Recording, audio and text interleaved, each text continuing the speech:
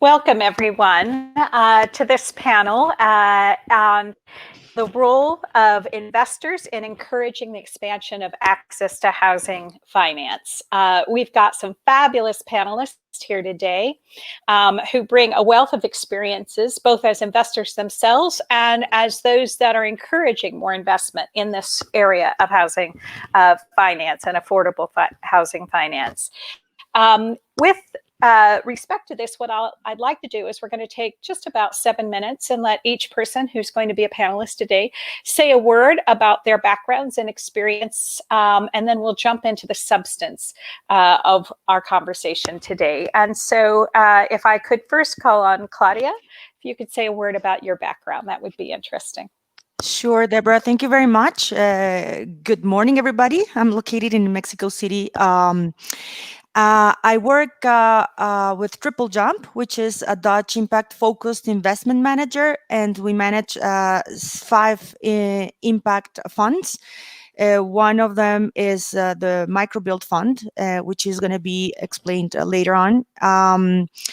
And I am currently the credit risk and restructuring manager since end of last year, but previously worked as regional manager for this Mexico, Central American, Caribbean region for 5 years, where I had the honor to begin with MicroBuild, the first years of MicroBuild, and they helped deploy the fund in this region and was quite successful. So previously to that, I was investment officer, and I also worked with Symbiotics, which is another impact investment manager in charge of South America. So thank you very much. We appreciate that, Maria, and you bring a wealth of experience to this conversation. Lucy, we'll move to Europe. If you could say a word about your background.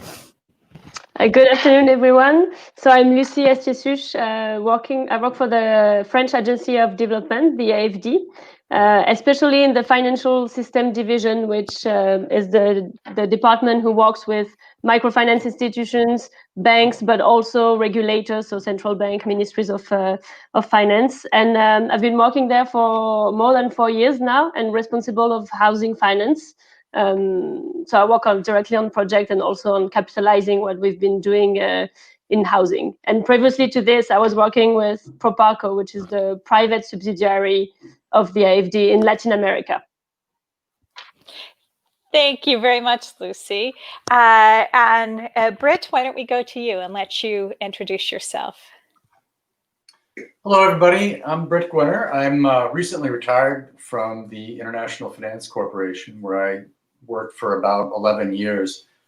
My most recent position there was leading the Global Housing Finance Group for the Financial Institutions Group. And we are a group of, they are now a group of specialists who finance mortgage and also housing microfinance around the developing world, both debt and equity. Prior to that, I worked at the World Bank for about 10 years as leading efforts on policy, housing finance policy with our country clients, developing a policy environment that helps the private sector and the public sector to reach further towards the base of the pyramid and making long-term housing finance available. And I have a number of things I did before all that, but I'll stop with that part for today. Thank you, Britt. And as we can tell from these snapshots that we're hearing before I move to the next 2 speakers, everyone brings such broad experiences from a range of institutions. So I'm looking forward to the conversation. Vinod, you are also someone who has had quite a lot of experience. Thank you very much, Deborah. And good morning, a good day, everyone. My name is Vinod Kothari. I'm a structured finance author and specialist based out of India. I've been a trainer and consultant on structured finance, and I've worked on securitization laws for some of the countries. One of the recent projects we did was for the government of Nigeria to develop a securitization framework for the country. And I'm also engaged as a short-term consultant for the World Bank and for the Asian Development Bank, where also we've handled several structured finance projects. I think that's about it for the time being. I've also got a book on housing finance, by the way, but I think that would suffice for now. Deborah. No, thank you. Thank you. We always are looking for resources. So thank you for that. Mona, why don't you say a word about your background? Hi, hello everyone. My name is Mona Kachwaha, and I'm an impact investor based in India. I've been in impact investing now for about 13 years. I'm currently with an organization called Unitas Capital, and which is an investment bank focused on impact businesses. And I've joined the team recently to raise to be part of the equity funds team, and we're raising a impact-focused multi-sector fund as we speak. Prior to this, I was with Caspian Impact Investment Advisors, which is one of the pioneers of impact investing in India. And I was there for, like I said, 12 years. And it was really during this time, from 2007 onwards, that I got a chance to interact with and invest in affordable housing finance from the equity funds that we managed. This was a fantastic experience because it was really at the start of affordable housing finance work in India, and we managed to invest in some of the pioneers in this space. It has done extremely well and has been a catalyst for several other companies to follow. Prior to that, I was with Citibank for about 13 years. And interestingly, while I was there, I managed to sort of really combine what, experiences which went on to help me in my affordable housing finance work, because a chunk of my time was spent in the mortgages business at Citi. And my last 2 years was as somebody who set up and ran the microfinance business. So that's in summary what I've done. Thank you, Mona. And I'll introduce myself. I'm Deborah Burand. I'm a professor at NYU School of Law, but I also am on the board of the MicroBuild fund that we'll be hearing a little bit more about. And in my prior life, before I became an academic, I held senior management positions at Finca International and at the Grameen Foundation. So I am just delighted to be part of this week's presentations, the European Microfinance Week.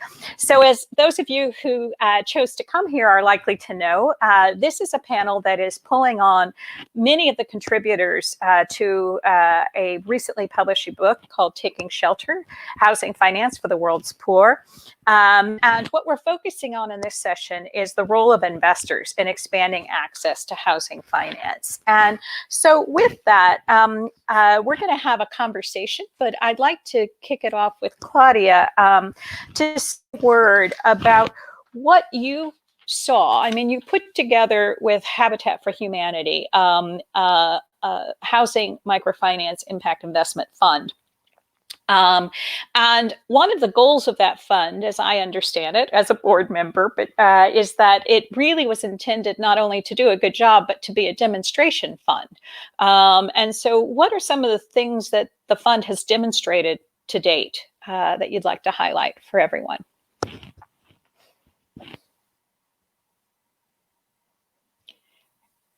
And I think, Maria, we're having trouble hearing you. I'm sorry, I wasn't mute. Perfect.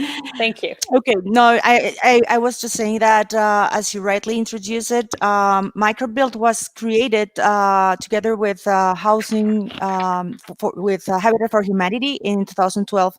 Not only, to fill this critical gap in financial inclusion between the need for loans that could improve clients' housing conditions and the microfinance institutions that were not addressing this. So the purpose was, as you said, to do a good job and generate a positive financial and social return, but also to demonstrate and showcase to the wider microfinance sector the viability and scale opportunities of this, or provided by housing microfinance. To date, the launch of this fund has been one of Triple Jump's most successful ventures in recent years, because from its disbursement in August 2012, or its launch in August 2012 up to now, beginning of this year, it has successfully leveraged the fund's capital 1.3 times, so disbursing almost 135 million. So what we have seen along all these years is that it has actually proven what it intended, to have social and financial returns. And also, it proved that MicroBuild fund has a lower risk than our other funds, so it is really performing well. Also during these COVID times, of course, we have an increase in portfolio at risk along the microfinance institutions, investees, but the difference between this, the good quality of the microfinance and the housing microfinance loans and the general portfolio has been better. And now during COVID times, it has actually doubled. So it's even the difference is even larger. So this, if I may say, this also is the result of very good selection process, because we also, I mean, in addition to the financial requirements that we always request with all funds, with this particular fund, we also requested MFIs to be engaged in microfinance, to have a minimum of a portfolio in housing microfinance already, to have, the business plan, to have housing the business plan, and to be committed.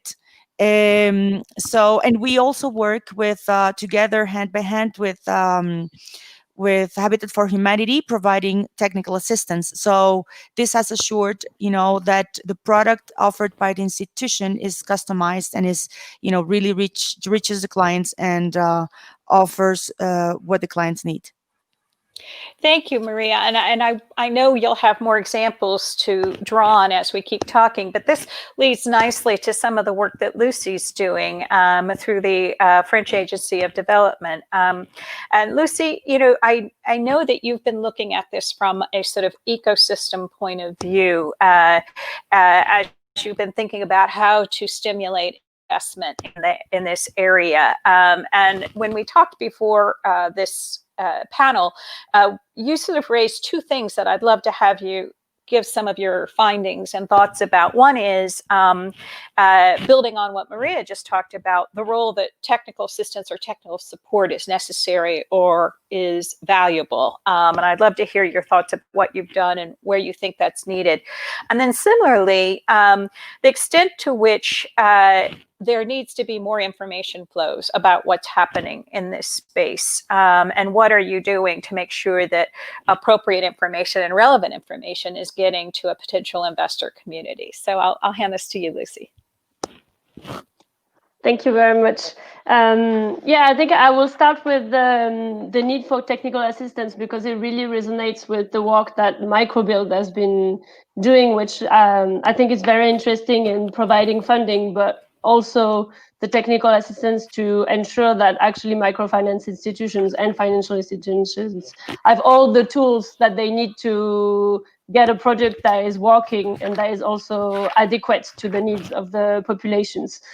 So what we've been doing at AFD is on that aspect is so we provide loans to institutions, but we also try, as MicroBuild is doing, to also provide technical assistance in several aspects. I think one of them is really to support the design and the creation of the projects, because for microfinance, especially I would say for housing microfinance, like there are several types of projects in terms of auto construction, the different steps of construction that are needed, etc. That I think the financial institutions needs to build a product that is adapted in terms of disbursements, in terms of like the maturity. So I think it's really important for us to support the institution with technical assistance in the design of the products. And then I would say there is also a part on the technical assistance to actually the beneficiaries that is also, I would say, can be very useful in terms of, for instance, training to clients on the budget especially for auto constructions, like how to build up the budget. And also, if I think one aspect that I also find very useful and needed and relates to actually the access to information and knowing the market.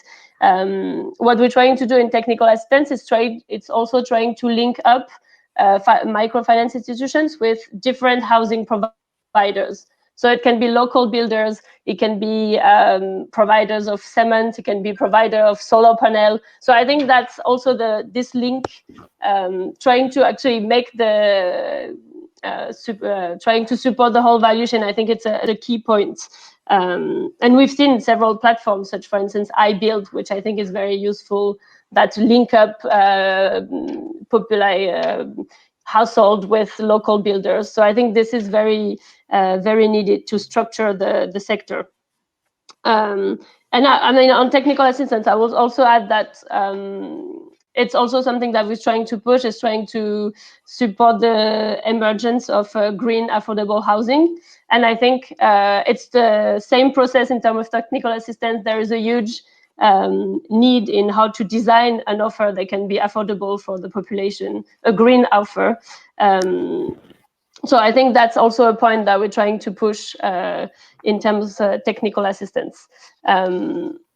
And on the second aspect, which is the need for better information, I think, I mean, it's in the same sense that MicroBuild is trying to demonstrate, that it's working. I think it's also providing data and indicator that, as you say, it's low risk, like microfinance institution can be low risk, that it can be, that housing can be a good investment for microfinance institutions. I think what we're also trying to do is trying to publish indicators and data on housing. And for this, we've been working with the Center for Affordable Housing Finance in Africa, the CAF, which is so they are a think tank working on the whole continent.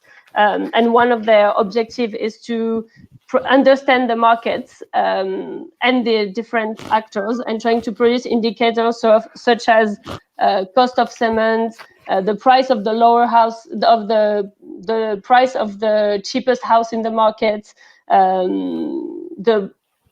They do also reporting on what are the interest rates for loans. So all of those indicators, they have more than I think 80 indicators. So, but I think for us, it's really key to support this structuration, because it actually, at the end of the day, it will help investors to make and take decisions that are with the whole knowledge. So I think for us, this is really important. And as a concrete example, I would finish by this. For instance, we've been working on with Housing Finance Bank in Uganda, which is, they are a bank, but they are launching a product in microfinance. And what they did is they did a feasibility study with Habitat in order to understand the needs. But beside this feasibility study, they also work with CAF on trying to understand what are how the low-income households spend their income on housing. So they did. So the CAF did an in-depth research, and so they used this to end the feasibility study with Habitat. So they use all of this information to design the products. So I think this is like a concrete case of how information can push up investors. And as of AFD, for instance, because it also helps us donors to understand what is happening in the market and what are the real needs. So I think, yeah, there's a strong case for information and publication of data.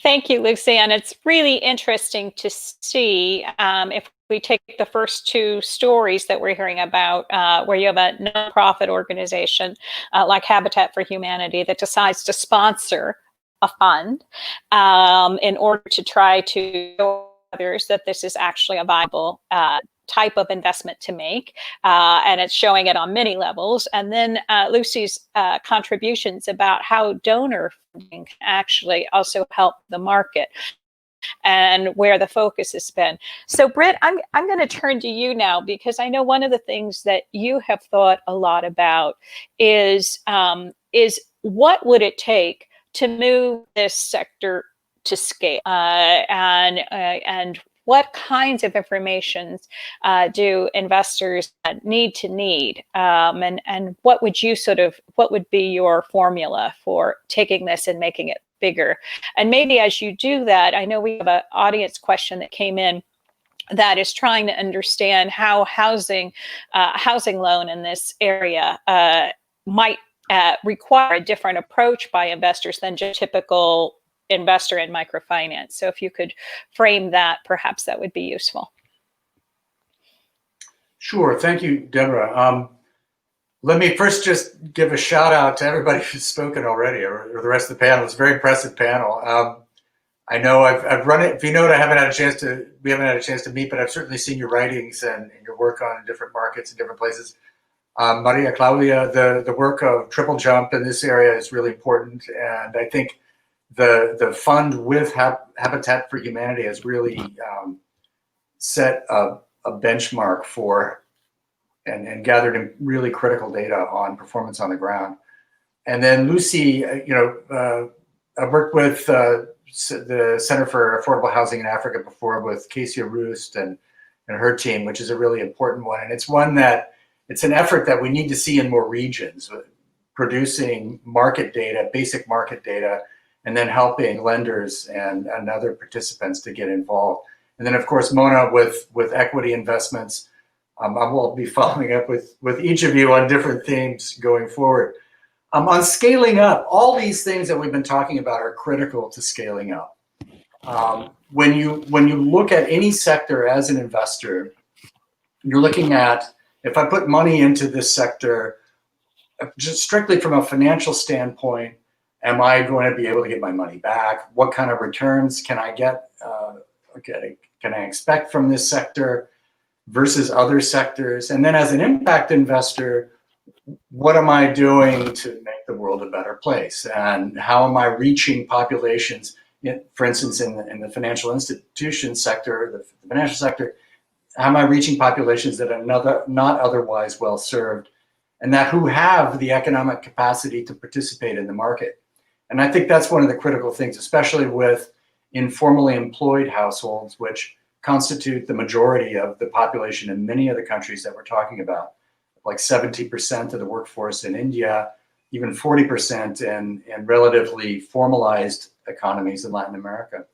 So how do we reach people who are maybe halfway up the lower half of the income distribution, pretty close to the median or at the median, but don't have a presence in financial institutions? And how do we reach them on scale? And at the end of the day, what investors want to see, whether they're in equity investors in a lender or debt investors in bonds that lender issues, is a clear understanding of the cash flows of the underlying loans and the likelihood that those individuals that are taking the loans out are going to be able to repay. And what a couple of key Indian lenders that have done in this sector that are really impressive, like Adar and Avas, is gain an understanding of their client population and approach that population consciously. So I've got, on a small town outside of Jaipur in Rajasthan, I've got a local economy that's quite dynamic, of shop owners, of artisans, of different kinds of working people who make a steady living, but who don't show up in a formal sense. They don't have bank accounts. They don't file taxes. How does that institution understand the economics of each of those households well enough that they can make them an appropriate loan, a loan that the household's able to repay without taking on any kind of financial hardship, and that delivers a physical product that meets their needs at the end of the day? To be able to do that, you need data on that population. So that's what Lucy was talking about. You need technical assistance to help, in many cases, design a product. In many cases, some of these institutions have done it on their own. You need an investor base for the institution itself that's interested in this population. Many banks are not. Many of the state-backed banks in India really don't want to do retail finance with people who are informally employed. They don't understand that population. They don't understand the business model that's required to address that population successfully.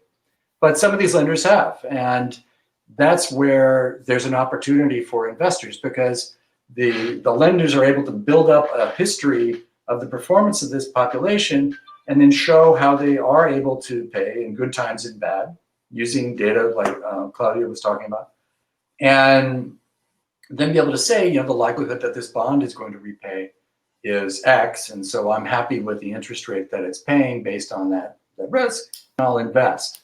So building to scale is really a question of moving beyond a sort of NGO and an NGO type approach and moving to a very business-based one, but a business-based approach that addresses the impact dimensions that we're all interested in. And that's what we've seen with those lenders in India and a couple of others around the world. But it's been a tough go. And you know, in a market like Uganda, that Lucy mentioned, there's been a number of lenders, and I did a mortgage financing for a Ugandan lender at one point. And some of what they were doing was addressing the informal population, but generally traditional banks don't want to do it. So finding the lenders who are willing to address this segment, finding the ones that are developing the technology and making use of new technology to better address the segment, and then be able to show it in numbers. Basically, some of these lenders in India really didn't raise public money or, you know, go to the markets for debt or equity until they had a few years of track record in their portfolio. So they were able to show that 5 years, 3 years, that, you know, we've got a number of small borrowers, they're making their payments, they're building their houses, the houses work. We have an approach to the clients that works, and we can show you in the numbers. And then you're able to finance it as an internationally attractive investment. I'll stop there for now. Thank you.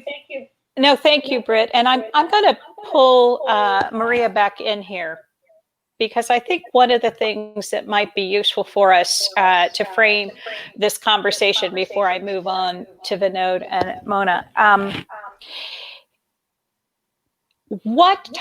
How did you try to trigger a different kind of funding that was aimed at housing? And when I say that, what I mean is, and I'm getting a little bit of feedback, thank you. What I mean is, what was the barrier? What was the challenge to get people who were already successfully making microfinance available as working capital to clients? When you move to a housing portfolio, what looks different about the loan that's made to the end client? Because we sort of jumped over that, and I think it'd be useful for people to understand why, what kind of technical assistance was necessary for the microfinance institutions, and then why the funding had to be a little different than what you might see in your typical loan to a microfinance institution. Can you address those, Maria? Okay, sure. And this is also linked to Patrick McAllister's question I just saw. So there are two things. One is the technical assistance, and another one is the different type of loan in terms of tenor or interest rate.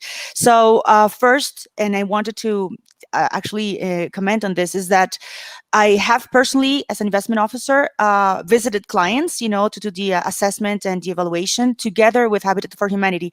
And I think this is the most innovative part of this type of loans, that you really go and see what is the product that the institution is providing, and you really, with the technical assistance, you help them to improve the product. So the technical assistance has been in the form of training to loan officers. So loan officers can really, without being an expert, without being experts on construction, they can, give advice on what products to use, how to, guide the construction, or what type of people to hire. Actually, Habitat for Humanity has sometimes, a list of names of recognized people that could, local people that could help in the construction. They had agreements with material suppliers. So it was really, I think, the difference here is that there was an analysis of the product provided by the institution, and the technical assistance was helped to improve the product. So the MFIs could really provide the customized product to the end clients, and then end clients would, would not have problems with the construction and would pay back, and that would also help in the relationship and to deepen the relationship with the clients. On the product per se, yes, the MicroBuild loans are longer tenors. The end loans, offered by microfinance institutions could be for housing, for improvement, could be for small or medium constructions or land tenure. So we have clients, currently around 30 clients that have different types of end products. And of course, the tenor would be different depending on the type of product that the microfinance institutions would offer. So if it is housing microfinance or housing improvement, that would be more similar to a microfinance loan. But if it is a medium construction and so on, so the tenors look longer. Actually, MicroBuild fund tenors are longer than the ones that we offer with other funds. And in terms of interest rates, they're normally lower as well, because they need to be competitive with local providers of this type of loans. Thank you, Maria. And I'm going to bring maybe just one thing, Deborah, before you say, one thing that we have also seen that it has been a success for MicroBuild is that we have been able to offer local currency loans, and this is also very important. Yeah, very important. So just to do a quick summary, and then I'd like to bring Britt back into this. And don't worry, Vinod, and I'm getting to you. You're the big reveal. So when we look at the difference between your typical working capital microcredit and a housing microfinance loan, we're talking about longer tenor. We're talking about an evaluation of the credit analysis of the customer, the end user, as Maria was saying, and Britt also made reference to. That is a different kind of credit analysis, because it's not necessarily the case that the housing improvement is going to generate income. It's going to have other really important effects, but it's not like we're giving money to someone to expand a particular business, although sometimes the housing improvements do have a connection to the business. And we see a lower interest rate, which may sound counterintuitive for a longer term loan, but we do see a lower interest rate. And as Maria said earlier, we actually see often an improved repayment compared to just your more typical working capital microfinance loan. All of which, if you step back, and this is where I'm going to hand it back to you, Britt, is why the type of funding that comes in for housing microfinance has to be responsive to these different characteristics. So I know, for example, from my experience working on the investment committee of the MicroBuild Fund, we have had to talk about the duration of the funding that we're giving the microfinance institutions so that there's a better asset liability match. Short-term loans into a microfinance institution are not going to encourage that microfinance institution to make longer-term loans to their end users. So that's something we've had to think a lot about. So Britt, what are some of your thoughts about how housing microfinance, because these are the building blocks to what Vinod and Mona are going to be talking about when they say about how they're aggregating capital and really pushing this forward.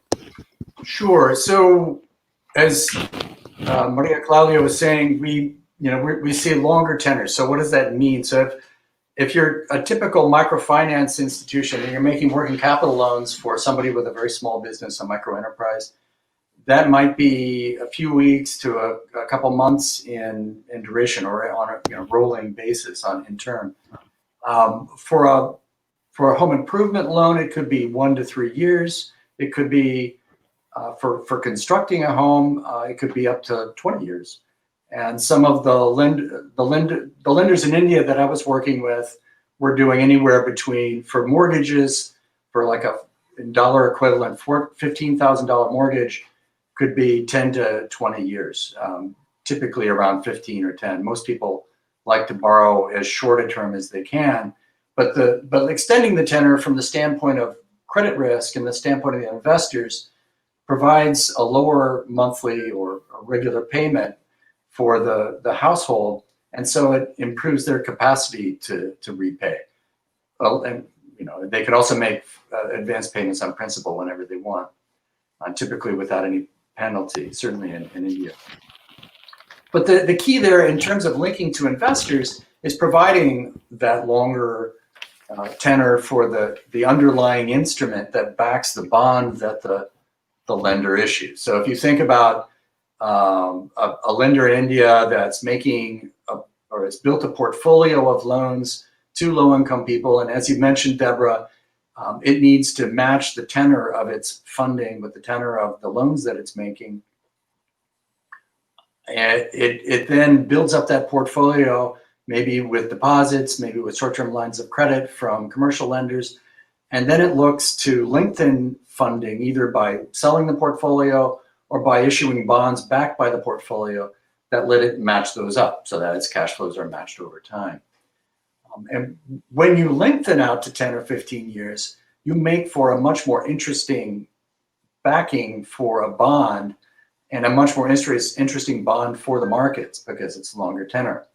And because being based in consumer credit, it's probably going to be, probably going to have a higher yield or a higher spread than what you'd see on commercial credit. So in a yield hungry world that we have had for the last few years, anything that provides extra spread is going to be interesting from the standpoint of investors.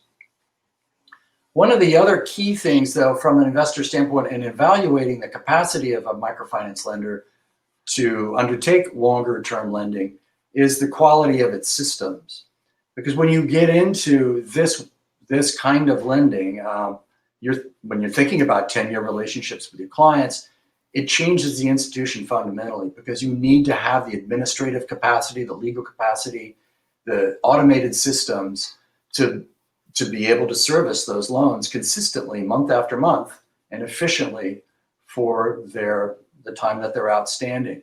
And this has been a struggle for a lot of lenders. Moving from a very short-term credit base to 10 or 15 years means hiring people, it means investing in systems, investing in business processes, audits, internal controls that may not be necessary for a book that turns over much more quickly.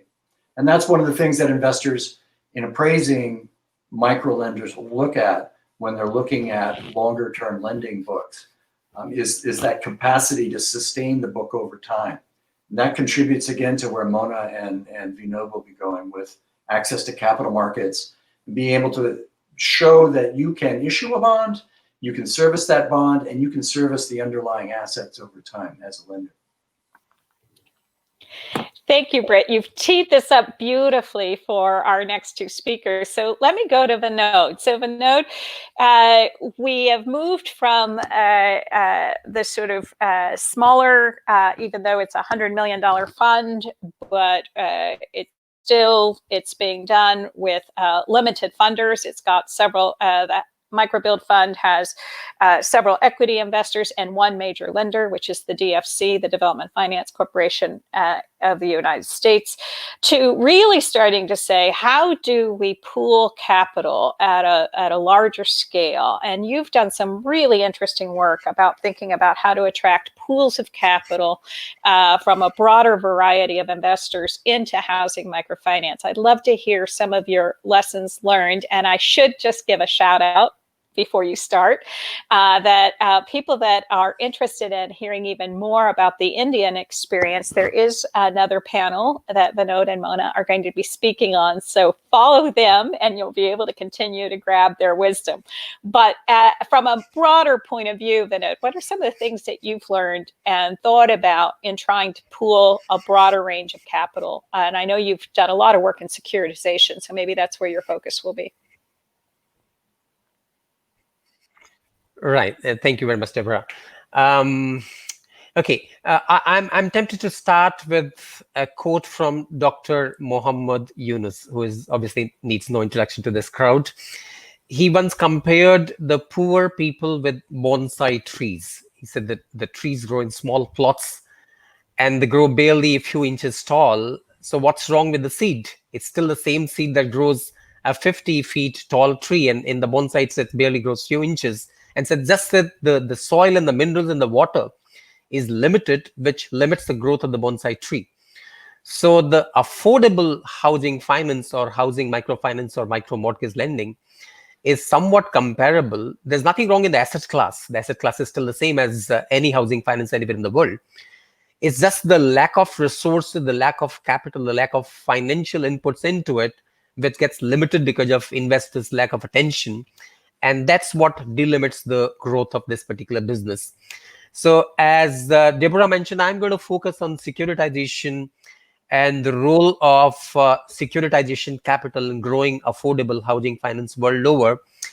I must first start with a quick terminology issue, because housing microfinance and affordable housing finance, or micro mortgage lending for that matter, could be different in different jurisdictions. But I'm using the word affordable housing finance as more like the longer end of what Britt mentioned, something like 10 to 15 years worth of funding, largely for the informal income segment. Typically, the houses may not be from the regular developer, so to say. So that's the kind of housing finance I'm talking about. And as for this housing finance, looking at the caption for today's panel, it is how can investors encourage housing finance? If I were to flip the question and say, how can housing finance, or how can affordable housing finance encourage securitization investors? Now, turning this question, it's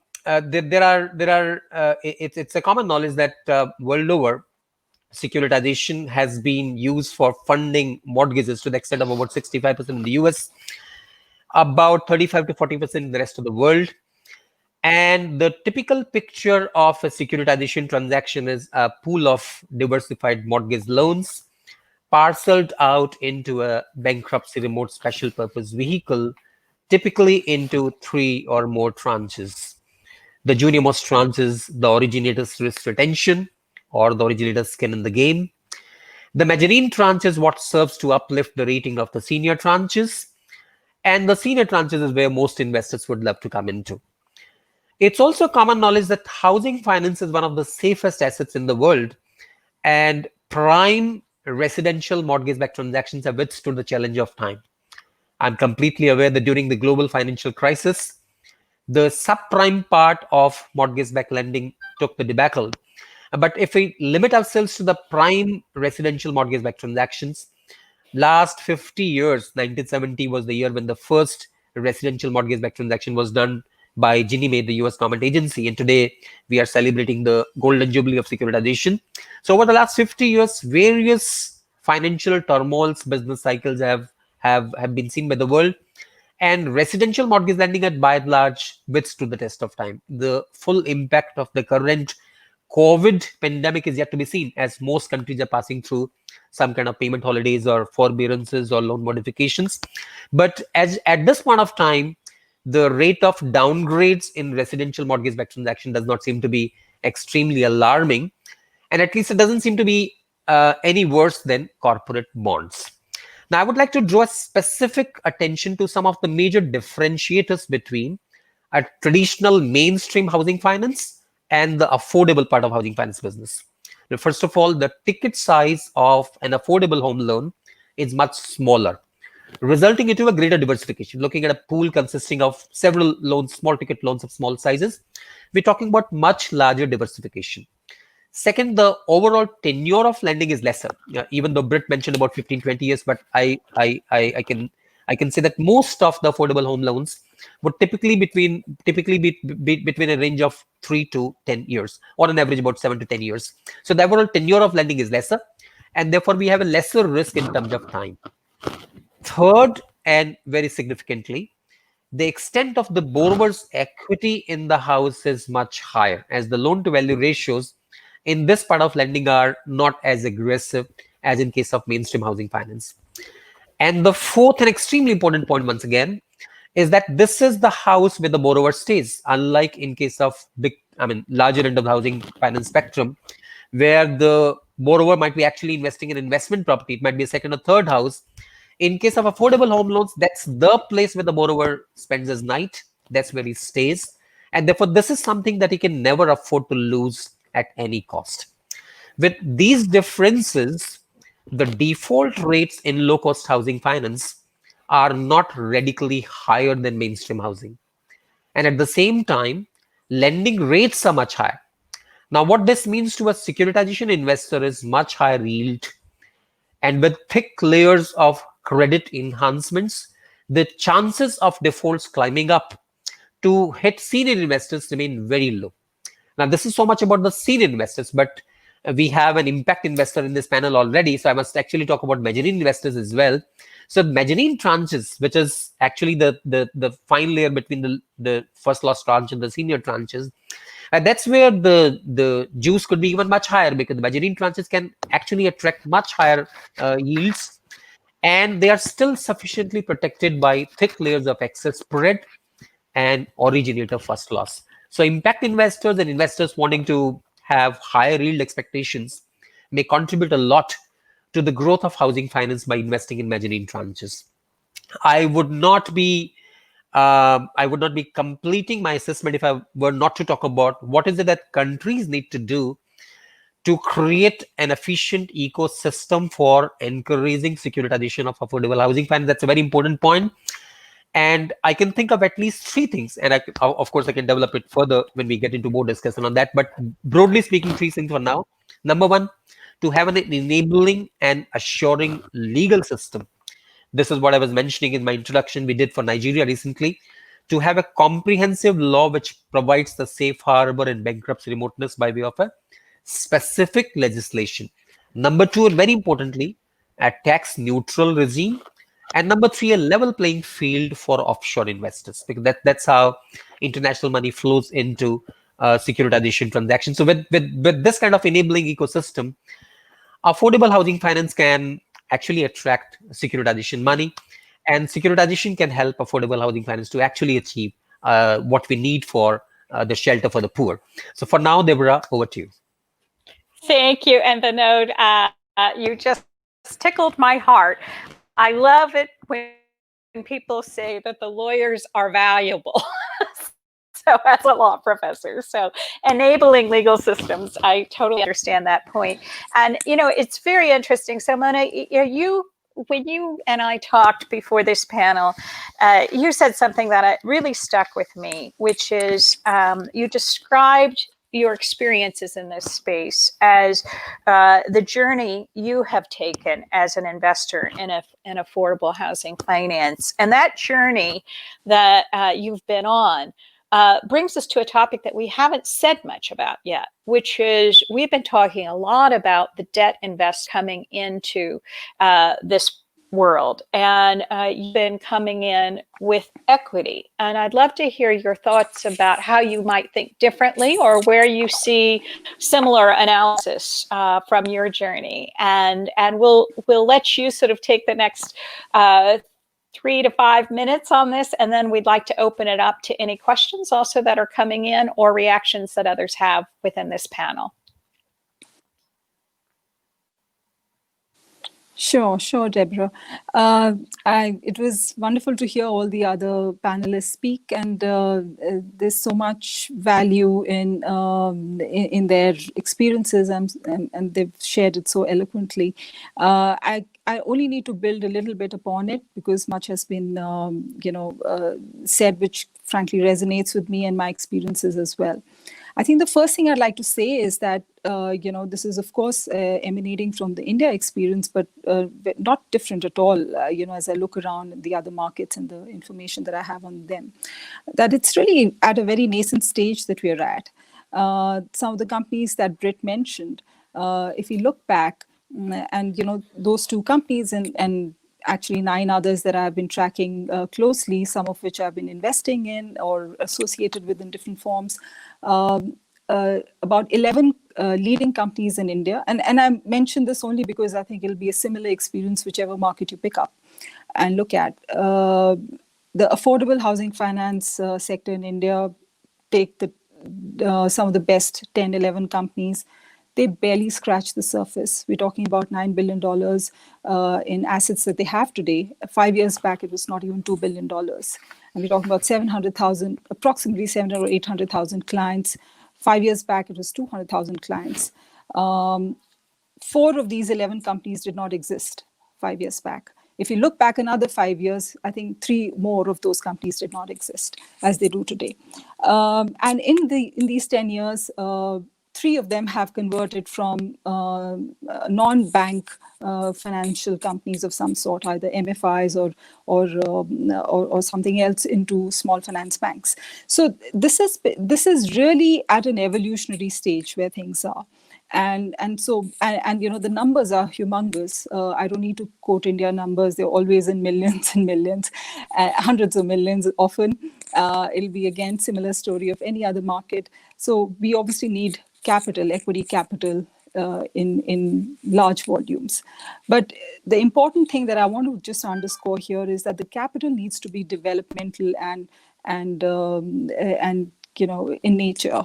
Even if you're investing in a company which is sort of so-called a growth stage enterprise, trust me, it's going to be very, very developmental, needs to be in its characteristics.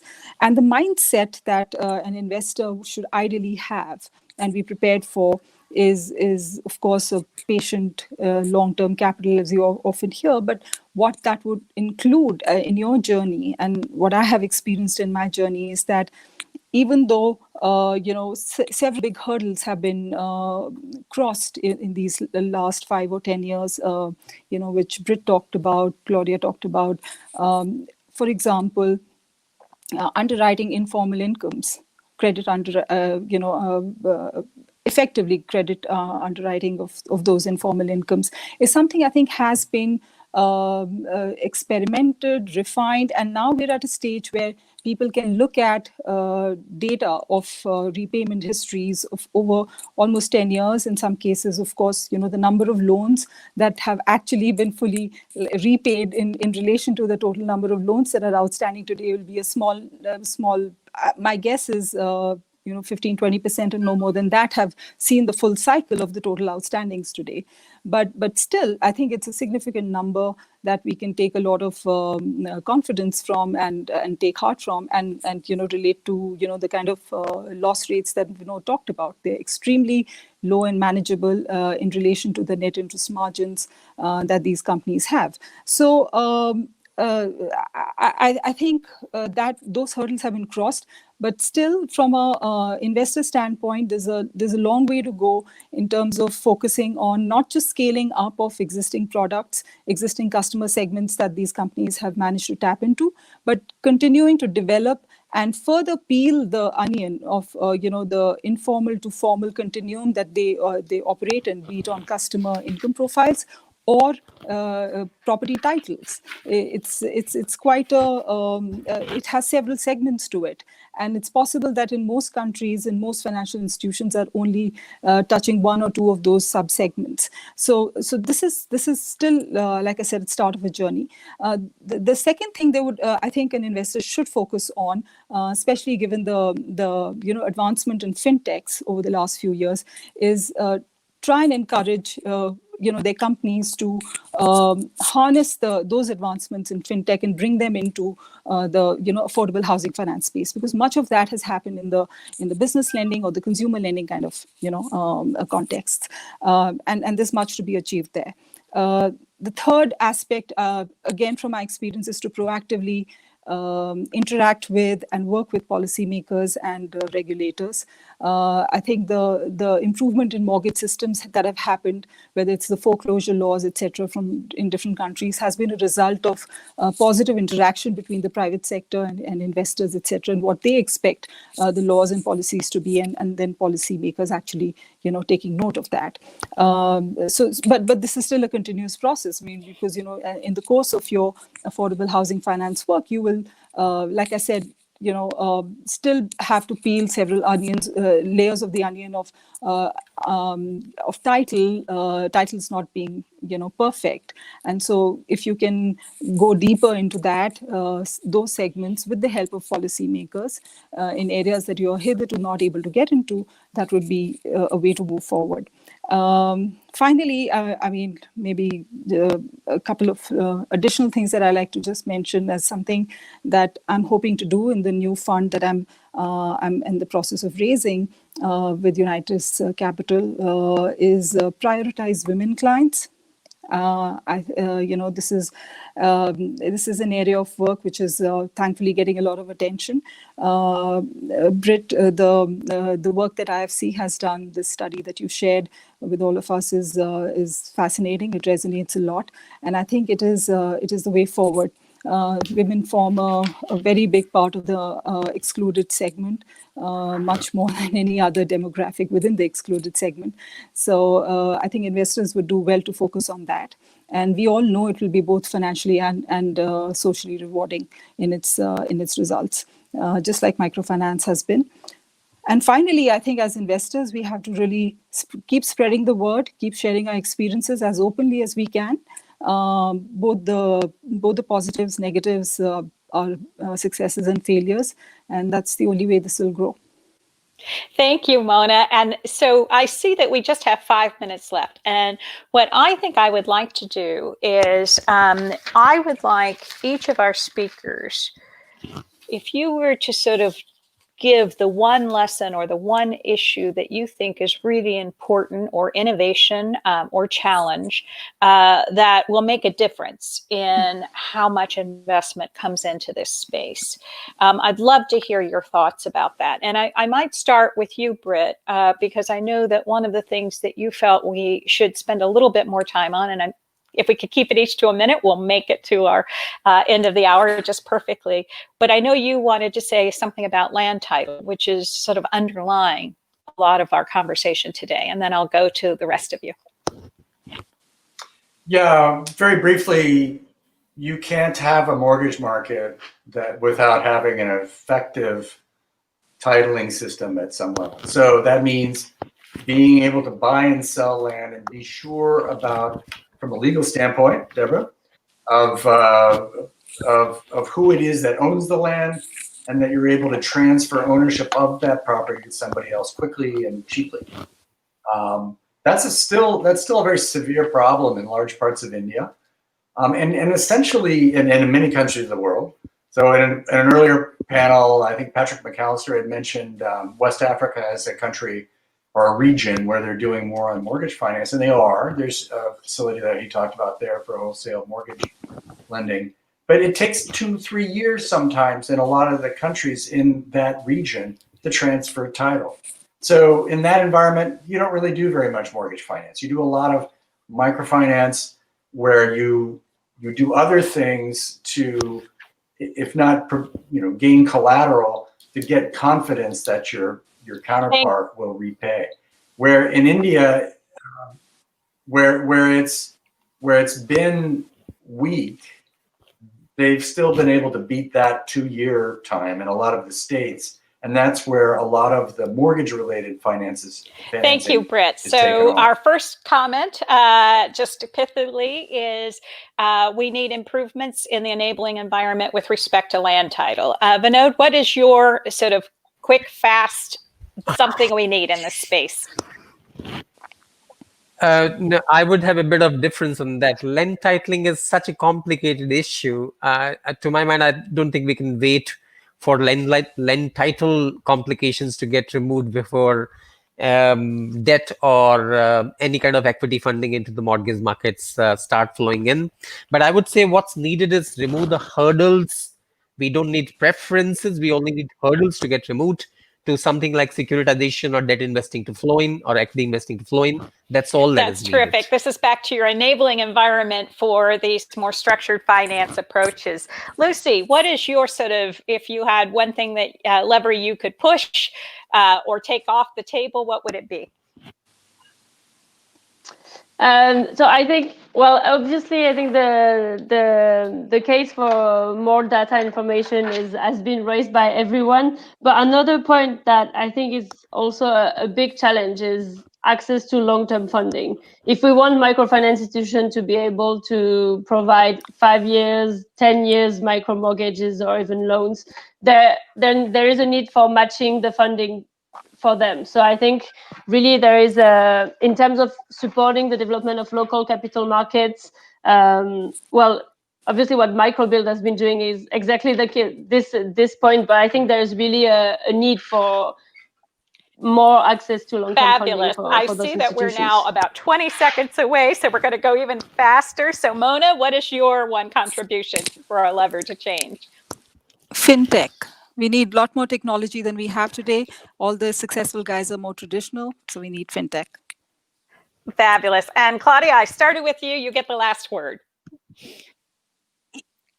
Yeah, well, I agree with the longer tenor and also a local currency. Excellent, excellent. That's Well, important as I well. have to say, for those of you who enjoyed this panel, you should be running to get your copy of Taking Shelter, because you'll see even more of what these folks have to say as they've drawn on their experiences. But I want to thank all of you. I always learn in talking with you, and I certainly learn by reading your contributions to the book. And so thank you so much for your participation today, and thank you for everyone who sat in and watched us. Thank you so much, Deborah. Thanks, Deborah. Thank you very much. Thank you. Thank you. It's great to be on.